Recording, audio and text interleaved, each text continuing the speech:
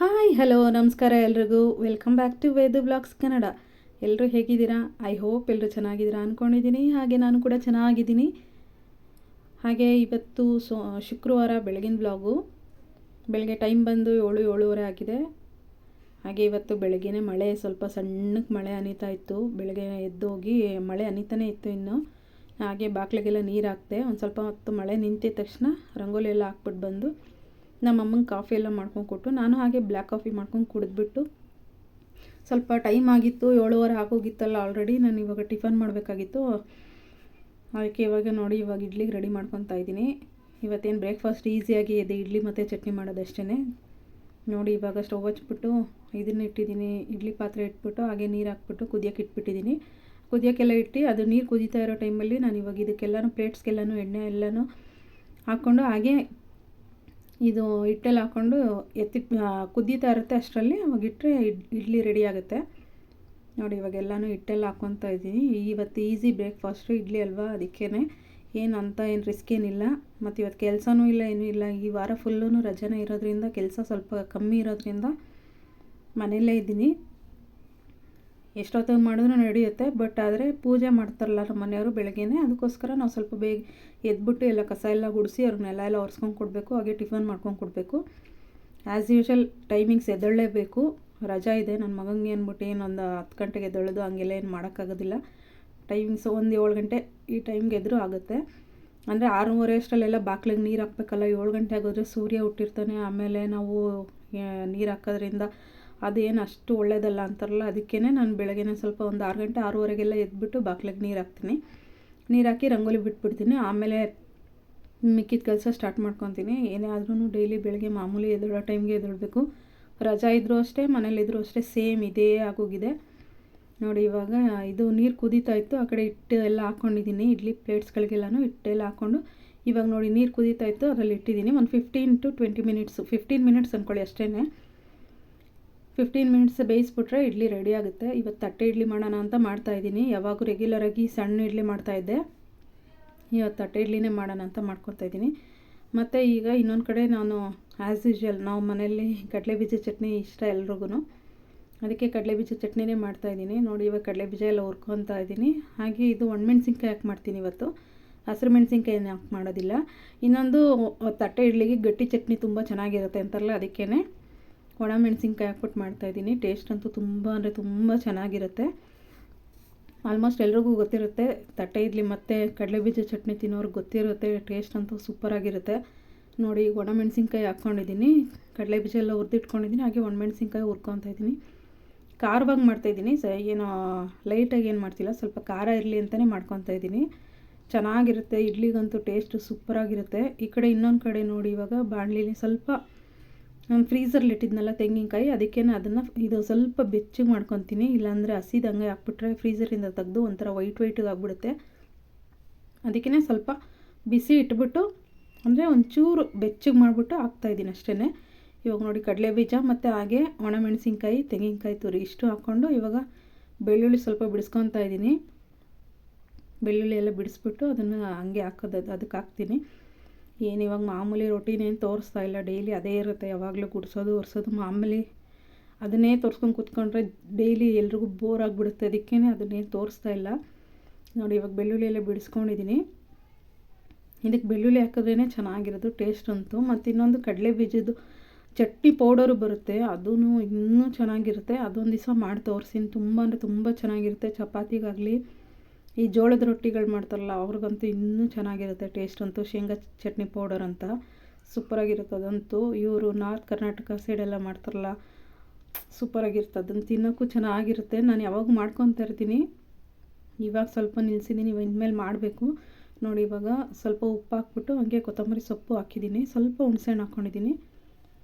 ನೋಡಿ ರುಬ್ಬಿದ್ದೀನಿ. ಈ ಥರ ಇದೆ ಟೆಕ್ಸ್ಚರು. ಮತ್ತಿದು ಗಟ್ಟಿಯಾಗೇ ಮಾಡ್ಕೊಂಡಿದ್ದೀನಿ. ಟೇಸ್ಟ್ ಅಂತೂ ತುಂಬ ಅಂದರೆ ತುಂಬ ಚೆನ್ನಾಗಿರುತ್ತೆ. ತಟ್ಟೆ ಇಡ್ಲಿಗೂ ಮತ್ತು ಚಟ್ನಿಗೂ, ಈ ಚಟ್ನಿಗೆ ಕಡಲೆಬೀಜ ಚಟ್ನಿಗೆ ನಾನು ರೆಗ್ಯುಲರಾಗಿ ಇದೇ ಮಾಡೋದು. ಕಾಯಿ ಚಟ್ನಿ ನಾನು ವೀಡಿಯೋ ಮಾಡೋಕ್ಕೆ ಸ್ಟಾರ್ಟ್ ಮಾಡೋದಾಗಿಂದ ಯಾವತ್ತೂ ಮಾಡೇ ಇಲ್ಲ. ಅದು ಒಂದು ದಿವಸ ಮಾಡಬೇಕು. ಅಷ್ಟೊಂದು ಇಷ್ಟಪಡೋದಿಲ್ಲ ನಮ್ಮ ಮನೇಲಿ ಕಾಯಿ ಚಟ್ನಿ ಮಾಡಿದ್ರು. ಅಂದರೆ ಅಕ್ಕಿ ರೊಟ್ಟಿಗೆ ಮಾಡ್ಕೊಬೇಕಷ್ಟೇ ತೆಂಗಿನಕಾಯಿ ಚಟ್ನಿನ. ಅಕ್ಕಿ ರೊಟ್ಟಿಗೆ ತುಂಬ ಅಂದರೆ ತುಂಬ ಚೆನ್ನಾಗಿರುತ್ತೆ. ಹಸಿ ಚಟ್ನಿ ಅಂದರೆ ಈಗ ತೆಂಗಿನಕಾಯಿ, ಹೆಸ್ರು ಮೆಣಸಿನ್ಕಾಯಿ, ಕೊತ್ತಂಬರಿ ಸೊಪ್ಪು ಎಲ್ಲ ಹಾಕ್ಬಿಟ್ಟು ಮಾಡ್ತಾರಲ್ಲ ಆ ಚಟ್ನಿ ಹಸಿಕಾಯಿ ಹಾಕಿ ಮಾಡೋದು ಸೂಪರಾಗಿರುತ್ತೆ. ಅದನ್ನು ಅಷ್ಟೇ. ಅದಕ್ಕೆ ಅದು ಅಕ್ಕಿ ರೊಟ್ಟಿಗೆ ತುಂಬ ಅಂದರೆ ತುಂಬ ಚೆನ್ನಾಗಿರುತ್ತೆ. ಇವಾಗ ನೋಡಿ ಚಟ್ನಿನೂ ಎಲ್ಲ ರೆಡಿ ಆಯಿತು. ಈ ಕಡೆ ಇಡ್ಲಿ ಪ್ಲೇಟ್ಸು, ಇಡ್ಲಿನೂ ಆಗಿದೆ. 15 ನಿಮಿಷ ಬೇಯಿಸಿದ್ದೀನಿ. ಸ್ವಲ್ಪ ದಪ್ಪ ಹಾಕ್ಕೊಂಡ್ರೆ ಒಂದು 20 ನಿಮಿಷ ಬೇಯಿಸ್ಬೇಕಾಗುತ್ತೆ. ನೋಡಿ ಇವಾಗ ನಾನು ನಾರ್ಮಲಾಗಿ 1.5 ಸೌಟಷ್ಟು ಹಾಕಿದ್ದೆ. ನಾರ್ಮಲಾಗಿ ಬೇಯಿಸಿದ್ದೀನಿ, 15 ನಿಮಿಷ ಬೇಯಿಸಿದ್ದೀನಿ. ಇವಾಗ ನೋಡಿ ಸ್ವಲ್ಪ ನೀರು ಚಿಮ್ಮಿಸ್ಬಿಟ್ಟು ಇದು ಸ್ಪೂನಲ್ಲೆಲ್ಲನೂ ಅಂದರೆ ಇದು ಮಾಡ್ಕೊತೀನಿ ಸೈಡೆಲ್ಲನೂ. ಆಮೇಲೆ ತೆಗೆದ್ಬಿಟ್ಟು ಹಂಗೆ ಒಂದು ಬೌಲ್ಗೆ ಹಾಕಿಟ್ಬಿಟ್ರೆ ಇಡ್ಲಿ ರೆಡಿ ಆಗುತ್ತೆ. ನೋಡಿ ಇವಾಗೆಲ್ಲನೂ ಸೈಡೆಲ್ಲನೂ ತಕ್ಕೊತಾ ಇದ್ದೀನಿ. ಸೈಡ್ ತಕ್ಕೊಂಡು ಹಂಗೆ ಇದು ಮಾಡಿಕೊಂಡ್ರೆ ಓಪನ್ ಆಗುತ್ತೆ. ಇದು ಮಾಡ್ಕೊಬೋದು, ತೆಗಿಬೋದು ಬೇಗನೆ ಈಸಿಯಾಗಿ. ಸ್ವಲ್ಪ ನಿಧಾನಕ್ಕೆ ಮಾಡ್ಕೊಬೇಕು, ಇಲ್ಲ ಅಂದರೆ ಕಿತ್ತೋಗ್ಬಿಡುತ್ತೆ. ಅದಕ್ಕೇ ಮುಂಚೆ ಆದರೆ ನಾವು ಇದು ಕವರ್ಗಳೆಲ್ಲ ಹಾಕ್ತಿದ್ವಿ. ಇವಾಗ ಕವರೆಲ್ಲ ಹಾಕಿದ್ರೆ ಕ್ಯಾನ್ಸರ್ ಬರುತ್ತೆ ಅಂತ ಹೇಳ್ತಾರಲ್ಲ, ಅದಕ್ಕೆ ಕವರೇನೂ ಹಾಕ್ತಿಲ್ಲ. ಅದಾದರೆ ಈಸಿಯಾಗಿ ಬಿಟ್ಕೊಳ್ಳುತ್ತೆ. ಇದು ಒಂದು ಸ್ವಲ್ಪ ಅಂದರೆ ಸೈಡೆಲ್ಲ ನಿಧಾನಕ್ಕೆ ತೆಗಿಬೇಕು, ಸ್ವಲ್ಪ ಆರಕ್ಕೆ ಬಿಟ್ಬಿಟ್ಟು. ನೋಡಿ ಈ ಥರ ಇದೆ. ಸ್ವಲ್ಪ ದಪ್ಪನೇ ಮಾಡಿದ್ದೀನಿ. ಇಷ್ಟಕ್ಕೆ 4 ಇಡ್ಲಿ ಆಗಿತ್ತು. 3 ಇಡ್ಲಿಗೆ ನಮ್ಮ ಮನೆಯವರು, ನಾನು, ನನ್ನ ಮಗ 3 ಇಡ್ಲಿನೇ ಸಾಕಾಯ್ತು ನಮಗೆ. ಸಾಕಷ್ಟಿದ್ರೆ ತುಂಬ ಜಾಸ್ತಿ ಮಾಡಿದ್ರು ಅದೇ ಗುಂಡು ಇಡ್ಲಿ ಆದರೆ ಸ್ವಲ್ಪ ಜಾಸ್ತಿ, ಅಂದರೆ ಅದನ್ನು 2 ಸಲ ಇಟ್ಕೊಬೇಕಾಗಿತ್ತು. ಇದು ಅಂದರೆ ಇವಾಗ ನೋಡಿ ಒಂದೇ ಸಲಕ್ಕೆ 4 ಆಗಿತ್ತು. 4 ಅದರಲ್ಲಿ 3 ತಿಂದ್ವಿ, ನಾನು, ನನ್ನ ಮಗ, ನಮ್ಮ ಮನೆಯವರು. ಅಲ್ಲಿಗೆ ಸಾಕಾಯಿತು. ಗುಂಡು ಇಡ್ಲಿ ಆದರೆ ಅದನ್ನು ಒಂದು ಸ್ವಲ್ಪ ಇನ್ನೊಂದು ಸಲ ಇಡಬೇಕಾಗ್ತಿತ್ತು. ಇವಾಗ ನೋಡಿ ಪೂಜೆ ಎಲ್ಲ ಆಗಿದೆ. ನಮ್ಮ ಮನೆಯವರೆಲ್ಲನೂ ಪೂಜೆ ಮುಗಿಸಿದ್ರು. ಶುಕ್ರವಾರ ಇವತ್ತು, ಅದಕ್ಕೆ ಬೆಳಗ್ಗೆ ನಾರ್ಮಲಾಗಿ ರೊಟೀನು ನಾವು ಪೂಜೆ ಡೈಲಿ ಮಾಡ್ತಾರೆ. ನಾನೆಲ್ಲ ಗುಡಿಸಿ ಒರೆಸಿ ಕೊಟ್ಬಿಟ್ರೆ ಅವ್ರು ಪೂಜೆ ಮಾಡಿರ್ತಾರೆ. ನೋಡಿ ಇವಾಗೆಲ್ಲ ಪೂಜೆ ಮುಗಿಸಿ ಅವ್ರು ರೆಡಿಯಾಗಿ ಬಂದು ನಾನು ಇವಾಗ ಅವ್ರಿಗೆ ಟಿಫನ್ ಹಾಕೊಂಡು ಕೊಡ್ತಾಯಿದ್ದೀನಿ ನಮ್ಮ ಮನೆಯವ್ರಿಗೆ. ಅವರು ಟಿಫನ್ ತಿಂದ್ಕೊಂಡ್ರು. ಟಿಫನ್ ತಿಂದ್ಬಿಟ್ಟು ನಾವು ಆಮೇಲೆ ಅವ್ರು ತಿಂದಾದ್ಮೇಲೆ ಅವ್ರು ಆಫೀಸ್ಗೆ ಹೊರಟ್ರು. ಆಮೇಲೆ ನಾನು ನನ್ನ ಮಗ ಮುಖ ತೊಳ್ಕೊಂಡು ನಾವು ತಿಂದ್ಬಿಟ್ಟು ಕೂತಿದ್ದೀವಿ. ಒಂದು ಸ್ವಲ್ಪ ಹೊತ್ತು ಕೂತ್ಕೊಂಡು ಆಮೇಲೆ ಪಿಜ್ಜಾ ಮಾಡಬೇಕು ಅಂದ್ಕೊಂಡಿದ್ದೀನಿ. ನನ್ನ ಮಗ ಮಾಡು ಮಾಡು ಮಾಡು ಅಂತಲೇ ಇದ್ದಾನೆ. ಸುಮಾರು ದಿವಸ ಆಯಿತು ಪಿಜ್ಜಾ ಬೇಯಿಸ್ತು ಅಂದ್ಬಿಟ್ಟು. ಅದಕ್ಕೆ ಇವಾಗ ಟ್ರೈ ಮಾಡ್ತಾಯಿದ್ದೀನಿ. ನೋಡಿ ಇವಾಗ ನಾನು ಇದನ್ನು ಪ್ರೀ ಹೀಟ್ ಮಾಡ್ಕೊತಾ ಇದ್ದೀನಿ. ಅಂದರೆ ಸ್ಟವ್ ಹಚ್ಬಿಟ್ಟು ಒಂದು ಬಾಣಲಿ ಇಟ್ಬಿಟ್ಟು, ಇದು ಉಪ್ಪಿತ್ತಲ್ಲ ಕಲ್ಲುಪ್ಪು ಇಟ್ಟಿದ್ದೆ, ಅದನ್ನು ಇಟ್ಬಿಟ್ಟು ಅದನ್ನು ಸ್ವಲ್ಪ ಒಂದು ಪ್ಲೇಟ್ ಮುಚ್ಚಿಬಿಟ್ಟು ಸ್ವಲ್ಪ ಬಿಸಿ ಮಾಡ್ಕೊತಾ ಇದ್ದೀನಿ. ಅದೆಲ್ಲ ಬಿಸಿಯಾಗೋ ಅಷ್ಟರಲ್ಲಿ ಈ ಕಡೆ ಇನ್ನೊಂದು ಕಡೆ ನೋಡಿ ಈರುಳ್ಳಿ ಎಲ್ಲನೂ ಹಚ್ಚಿಟ್ಕೊತಾ ಇದ್ದೀನಿ. ಈ ಥರ ನೋಡಿ ಈ ಥರ ಕ್ಯೂಬ್ಸ್ ಥರ ಕಟ್ ಮಾಡಿ ಇಟ್ಕೊತಾ ಇದ್ದೀನಿ. ಹಾಗೆ ಟೊಮೆಟೊನೂ ಅಷ್ಟೇ, ಟೊಮೆಟೊನೂ ಕಟ್ ಮಾಡಿಕೊಂಡು ಒಳಗಡೆ ಇರೋ ಇದೆಲ್ಲನೂ ತೆಗಿಬೇಕಾಗುತ್ತೆ. ಅದೇನು ಬೀಜ ಇರುತ್ತಲ್ಲ ಅದೆಲ್ಲ ತೆಗೆದುಬಿಡ್ತೀನಿ. ಅಷ್ಟು ಮಾತ್ರ ಹಚ್ಚಿಟ್ಕೊಂಡೆ. ಎಲ್ಲ ಅರ್ಧ ಈರುಳ್ಳಿ ಅರ್ಧ ಹಚ್ಕೊಂಡಿದ್ದೀನಿ, ಮತ್ತು ಟೊಮೆಟೊ ಅರ್ಧ ಹಚ್ಕೊಂಡಿದ್ದೀನಿ. ಇದು ಅಷ್ಟೇ ಕ್ಯಾಪ್ಸಿಕಮ್ಮು ಅರ್ಧ ಹಚ್ಕೊಂಡಿದ್ದೀನಿ. ಇದು ನೋಡಿ ಅದ್ರ ಒಳಗಡೆ ಇರುವ ಬೀಜ ಎಲ್ಲನೂ ತೆಗೆದುಬಿಟ್ಟಿದ್ದೀನಿ. ಇನ್ನೊಂದು ಕಡೆ ಇವಾಗ ಪನ್ನೀರ್ ಒಂದು ಸ್ವಲ್ಪ ಒಂದು ಅರ್ಧ ಅದನ್ನು ಕಟ್ ಮಾಡಿ ಇಟ್ಕೊಂಡಿದ್ದೀನಿ. ಇಷ್ಟನ್ನು ರೆಡಿ ಆಯಿತು, ಕಟ್ ಮಾಡಿ ಎಲ್ಲ ಇಟ್ಕೊಂಡಿದ್ದೀನಿ. ಇವಾಗ ನೋಡಿ ಇನ್ನೊಂದು ಕಡೆ ಪಿಜ್ಜಾ ಬೇಯಿಸಿತ್ತಲ್ಲ ಅದನ್ನೆಲ್ಲನೂ ಇವಾಗ ಅದನ್ನೆಲ್ಲ ಹೋಲ್ಸ್ ಮಾಡ್ಕೊತಿದ್ದೀನಿ. ಆಲ್ರೆಡಿ ಅದರಲ್ಲಿ ಹೋಲ್ಸ್ ಎಲ್ಲ ಮಾಡಿದ್ದಾರೆ. ನಾನು ಇನ್ನೊಂದು ಸ್ವಲ್ಪ ಹೋಲ್ಸ್ ಆಗಲಿ ಅಂದ್ಬಿಟ್ಟು ಹೋಲ್ಸ್ ಮಾಡ್ತಾಯಿದ್ದೀನಿ. ನೋಡಿ ಇವಾಗೆಲ್ಲನೂ ಹೋಲ್ಸ್ ಆಯ್ತಾಯಿದೆ. ಇವಾಗೆಲ್ಲನೂ ಚೆನ್ನಾಗಿ ಹೋಲ್ಸ್ ಎಲ್ಲ ಮಾಡ್ಕೊಂಡ್ಬಿಟ್ಟು ಆಮೇಲೆ ಸ್ವಲ್ಪ ಟೊಮೆಟೊ ಸಾಸ್ ಇರುತ್ತಲ್ಲ, ಟೊಮೆಟೊ ಸಾಸ್ನೆಲ್ಲನೂ ಹಚ್ಚಿಟ್ಕೊತೀನಿ. ಪಿಜ್ಜಾದು ಬೇಕಾಗುತ್ತೆ ಪಿಜ್ಜಾ ಸಾಸ್ ಸಿಕ್ಕಲಿಲ್ಲ ನನಗೆ, ಅದಕ್ಕೇ ಇದು ಟೊಮೆಟೊ ಸಾಸೇ ಹಚ್ಚಿಟ್ಕೊತಾ ಇದ್ದೀನಿ. ಟೇಸ್ಟ್ ಅಂತೂ ತುಂಬ ಚೆನ್ನಾಗಿತ್ತು. ಆದರೆ ಬೇಸನ್ನು ನಾವೇ ಮಾಡ್ಕೊಂಬಿಟ್ರೆ ಇನ್ನೂ ಚೆನ್ನಾಗಿರುತ್ತೆ. ಈ ಬೇಸಲ್ಲಿ ಏನು ಅಷ್ಟೇನು ಅಂದರೆ ಒಂಥರ ರೊಟ್ಟಿ ಥರ ಆಗಿಬಿಡುತ್ತೆ. ಅದೇ ಒಂದು ಸ್ವಲ್ಪ ಬೇಜಾರು ಅಷ್ಟೇ. ನಾವೇ ಪಿಜ್ಜಾ ಬೇಸ್ ಮಾಡ್ಕೊಂಬಿಟ್ರೆ ಇದ್ದಿದ್ದು ಚೆನ್ನಾಗಿರುತ್ತೆ, ತುಂಬ ಸಾಫ್ಟಾಗಿರುತ್ತೆ. ಇದು ಮೇಲಿಂದಂತೂ ಟೆಕ್ಸ್ಚರ್ ಇದೆಲ್ಲನೂ ಅದೆಲ್ಲ ಕರೆಕ್ಟಾಗಿದೆ ಪಿಜ್ಜಾದು. ಅಂದರೆ ಇದು ಬೇಸು ಚೆನ್ನಾಗೇ ಇದೆ, ಬಟ್ ಆದರೆ ಸ್ವಲ್ಪ ತೆಳ್ಳಗಾಗಿರುತ್ತೆ ಅಷ್ಟೇ, ಇನ್ನೇನಿಲ್ಲ. ಸ್ವಲ್ಪ ದಪ್ಪ ಇದ್ದರೆ ಬೇಸು ತುಂಬ ಚೆನ್ನಾಗಿರುತ್ತೆ. ಟೇಸ್ಟ್ ಅಂತೂ ತುಂಬ ಅಂದರೆ ತುಂಬ ಚೆನ್ನಾಗಿರುತ್ತೆ. ಸೇಮ್ ಪಿಜ್ಜಾ ಹೆಂಗಿರುತ್ತೋ ಹಂಗೇ ಇರುತ್ತೆ. ನೋಡಿ ಇವಾಗೆಲ್ಲ ಟೊಮೆಟೊ ಕೆಚಪ್ ಎಲ್ಲ ಅಂದರೆ ಟೊಮೆಟೊ ಕೆಚಪ್ ಎಲ್ಲ ಹಾಕ್ಕೊಂಡಿದ್ದೀನಿ. ಅದೆಲ್ಲ ಹಾಕ್ಕೊಂಡ್ಬಿಟ್ಟು ಆಮೇಲೆ ಇದು ಬರುತ್ತಲ್ಲ ಚೀಸ್ ಎಲ್ಲನೂ ನೋಡಿ ತುರಿದಿಟ್ಕೊತಾ ಇದ್ದೀನಿ. ಒಂದು ರೌಂಡು ಫಸ್ಟ್ ಕೆಳಗಡೆ ಎಲ್ಲ ಚೀಸ್ ಹಾಕ್ಕೊತೀನಿ. ಕೆಚಪ್ ಎಲ್ಲ ಹಾಕಾದ್ಮೇಲೆ ಆಮೇಲೆ ಈ ಈರುಳ್ಳಿ ಇದು ವೆಜಿಟೇಬಲ್ಸ್ ಎಲ್ಲ ಇರ್ತಲ್ಲ ಅದನ್ನು ಹಾಕ್ಕೊತೀನಿ. ಅದ್ರ ಮೇಲೆ ಇನ್ನೊಂದು ರೌಂಡು ಚೀಸ್ ಹಾಕ್ಕೊತೀನಿ. ಇನ್ನೂ ಚೀಸ್ ಎಷ್ಟು ಹಾಕ್ಕೊಂಡ್ರು ತುಂಬಾ ಚೆನ್ನಾಗಿರುತ್ತೆ. ನಾನು ಸದ್ಯಕ್ಕೆ ಇಷ್ಟ ಹಾಕ್ಕೊಂಡಿದ್ದೀನಿ. ಚೀಸ್ ಎಷ್ಟು ಹಾಕ್ಕೊಂಡ್ರು ಒಂಥರ ಟೇಸ್ಟ್ ಅಂತೂ ತುಂಬ ಚೆನ್ನಾಗಿರುತ್ತೆ. ಇವಾಗ ನೋಡಿ ನಾನು ಹಚ್ಚಿಟ್ಕೊಂಡಿದ್ನಲ್ಲ ಈರುಳ್ಳಿ ಅದನ್ನೆಲ್ಲನೂ ಹಾಕ್ಕೊಂಬರ್ತಾಯಿದ್ದೀನಿ. ಸೈಡೆಲ್ಲ ನೋಡಿ ಒಂದೊಂದೇ ಇಟ್ಕೊಂಬರ್ತಾಯಿದ್ದೀನಿ. ಈರುಳ್ಳಿ ಮತ್ತು ಟೊಮ್ಯಾಟೊ ಹಾಗೆ ಕ್ಯಾಪ್ಸಿಕಮ್ಮು ಇಷ್ಟನ್ನೂ ಇಟ್ಕೊಂಡು ಆಮೇಲೆ ಇದು ಪನ್ನೀರ್ ಒಂದೊಂದು ಇಟ್ಬಿಟ್ರೆ ನಿಜ ತುಂಬ ಅಂದರೆ ತುಂಬ ಚೆನ್ನಾಗಿರುತ್ತೆ. ಬೇಸು ಅಷ್ಟೇ ಸ್ವಲ್ಪ ದಪ್ಪ ಇದ್ದರೆ ಇನ್ನೂ ಚೆನ್ನಾಗಿರುತ್ತೆ. ಈ ಬೇಸ್ ಸ್ವಲ್ಪ ಅಂದರೆ ಅಷ್ಟೇನು ದಪ್ಪ ಇಲ್ಲ, ನಾರ್ಮಲಾಗಿದೆ, ತೆಳ್ಳಗಿದೆ.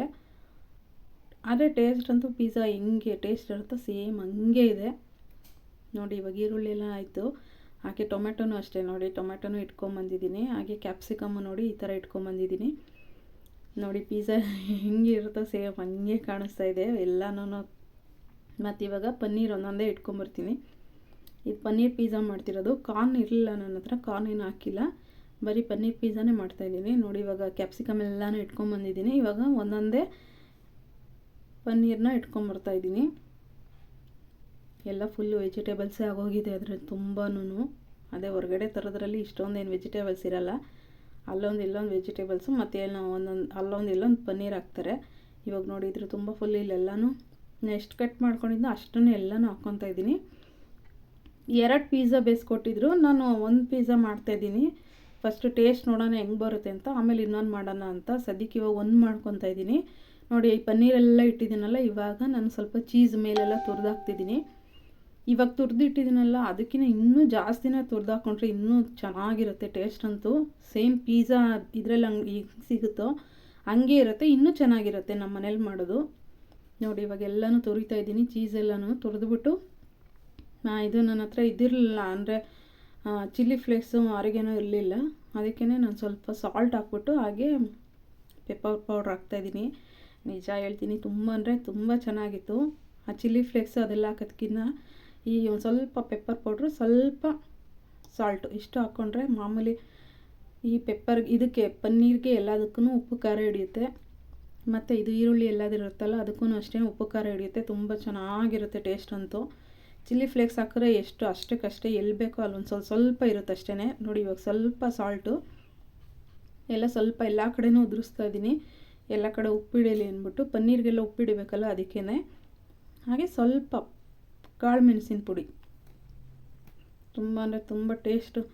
ನಾವು ಪೆಪ್ಪರ್ ಪೌಡ್ರ್ ಹಾಕಿದ್ದೀವಿ ಅಂದ್ಬಿಟ್ಟು ಬೇರೆ ಥರ ಟೇಸ್ಟ್ ಬರುತ್ತೆ ಅಂತೇನಿಲ್ಲ, ತುಂಬ ಚೆನ್ನಾಗಿರುತ್ತೆ. ಒಂದು ಸ್ವಲ್ಪ ಸಾಲ್ಟು ಮತ್ತು ಖಾರ ಎರಡೂ ಮಿಕ್ಸ್ ಆಗಿರುತ್ತೆ, ಚೆನ್ನಾಗಿರುತ್ತೆ ಟೇಸ್ಟು.